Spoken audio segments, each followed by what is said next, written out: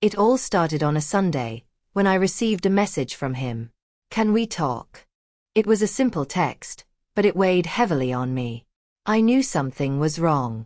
We had known each other for years, and in that time, I'd watched him date, laugh and love, but I'd never seen him so vulnerable. When we met up, it wasn't the usual easygoing conversation we'd shared. He was distant, his eyes heavy with the kind of sadness that comes from loving someone so deeply, only to have them walk away. The breakup had been hard on him, not just because he lost someone he thought he'd spend forever with, but because he couldn't quite understand what went wrong. He poured his heart out, and I listened. It wasn't about offering solutions at first. It was about being there.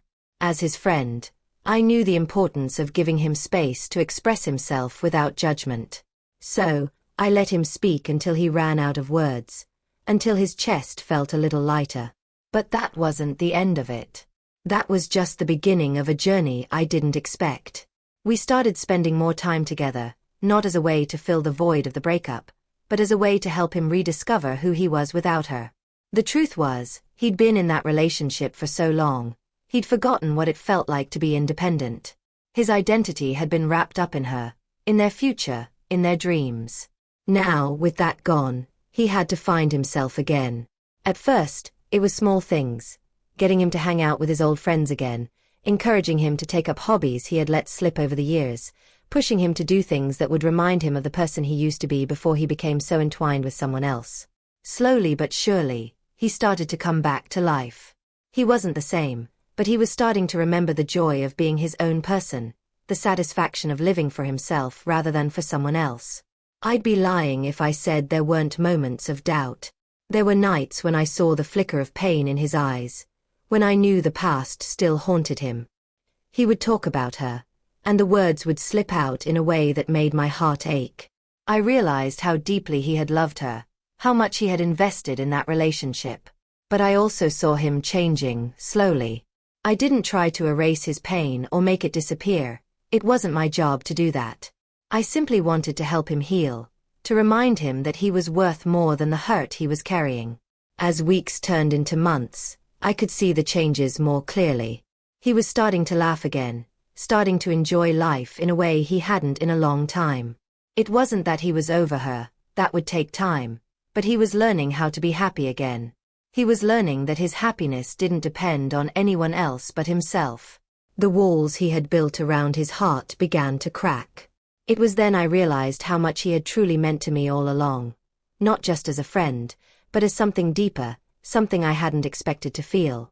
One night, after a particularly fun evening out with friends, we found ourselves sitting on the roof of his apartment, looking up at the stars. It was quiet, just the sound of our breathing and the occasional car passing by. That was when he turned to me, his voice low but clear. "You've helped me through so much, more than I can even explain," he said, his gaze meeting mine. "I don't know what I would have done without you." I didn't know what to say at first. I hadn't done it for thanks, and yet hearing those words felt like a weight had been lifted off my chest. "You don't have to thank me," I replied, my voice soft. "You just needed someone who believed you could get through it. And I knew you could." But it was in that moment, sitting under the stars, that I realized something I hadn't fully acknowledged before. Somewhere along the way, my feelings for him had grown beyond friendship. I had helped him heal, helped him rebuild, but in doing so, I had also found myself emotionally invested in him in a way I hadn't planned on. The realization was quiet but undeniable. I cared about him, more than just as a friend. The lines between us had blurred in ways I wasn't sure how to address.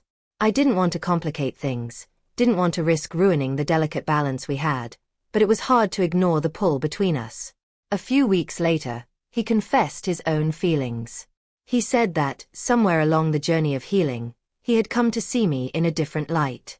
"I didn't think I could feel this way about anyone again," he admitted. "But here I am, and I'm not afraid to admit that I've fallen for you." I didn't know how to react at first, because I wasn't sure if this was the result of the healing process or something that had always been there, just waiting for the right time. But in the end, I realized it didn't matter. We had been through so much together, we had helped each other grow, and that was something real. We took it slow, unsure of where things would go. But one thing was clear: we had both healed in ways we hadn't anticipated. The journey wasn't easy, and it wasn't perfect, but we had learned the importance of letting go of the past, of finding strength in each other, and most importantly, of discovering who we were as individuals. In the end, I didn't just help him get over his breakup. We both helped each other rediscover a part of ourselves we hadn't known we were missing, and in doing so, we found something beautiful. Not just in each other, but within ourselves. This story focuses on emotional support, personal growth, and the subtle complexities of developing feelings during a time of healing. It explores the power of friendship and the deep bond that can form when two people help each other navigate difficult times. Let me know if you'd like to adjust or expand on anything. As weeks passed, our connection grew stronger, yet we were both cautious, hesitant to label what was happening between us. There was an unspoken understanding between us that neither of us was in a rush. We were both still figuring things out. For him, it was the remnants of a love that hadn't quite faded. For me, it was the fear of complicating a friendship that had meant so much to both of us. But despite the caution, I could feel the shift in our dynamic, a subtle but undeniable pull that neither of us could ignore. I continued helping him piece his life back together in small, everyday ways.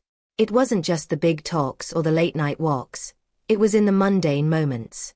Like when I'd bring him his favorite coffee after a tough day, or when we'd watch a movie and share inside jokes, reminding him of the small joys that still existed in the world. It was in the simple act of being present, in showing him that even when life felt empty, there were still small pockets of happiness to be found. I wasn't trying to erase his past, and I knew he wasn't trying to forget it either. But together, we had learned how to make space for healing, for growth, for new beginnings. But just as we began to embrace this new chapter, old doubts crept in. We both had baggage to carry. My own fears about getting too close to him had surfaced once again, fears that I might lose the friendship we had. He had opened his heart to me, but in doing so, I feared I might be asking for too much. I had witnessed his vulnerability, the raw pain of his breakup, the anger, the confusion, and now I was worried about pushing him too far too fast. One evening, we were sitting at his kitchen table, the light dim and cozy around us. The air was filled with the faint sound of rain.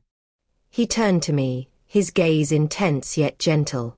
"I've been thinking about us a lot lately. About what we have, means." I swallowed, trying to steady myself. I had known this conversation was coming, but hearing him finally say it out loud made everything feel more real, more vulnerable. "I've been thinking about it too," I confessed. "But I'm not sure where we're supposed to go from here." He nodded slowly, his expression softening. "I don't know either. But I do know that I care about you, Olivia. I care about you more than I've allowed myself to admit. And it's not just because you've been there for me through everything. It's because when I'm with you, I feel like myself again. I feel like I can breathe again." His words hung in the air, heavy with meaning.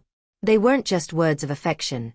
They were a declaration of his healing, his realization that he was ready to love again, to trust again. It wasn't easy. It wasn't without the scars of the past. But it was real, and it was honest. "I care about you too," I said, my voice barely above a whisper. "But I don't want to rush this. I don't want us to make any decisions out of loneliness or confusion. I want us to take our time to figure this out, because you're right. We've both been through too much to take shortcuts." He smiled, a soft, understanding smile that made my heart flutter. "I agree," he said. "I just needed you to know how I feel. I've spent so much time hiding my emotions, hiding from everything, but with you, it feels like I don't have to hide anymore."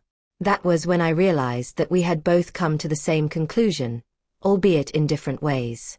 We had spent months navigating the wreckage of our individual lives, trying to rebuild ourselves from the ground up. And in the process, we had unknowingly built something new between us.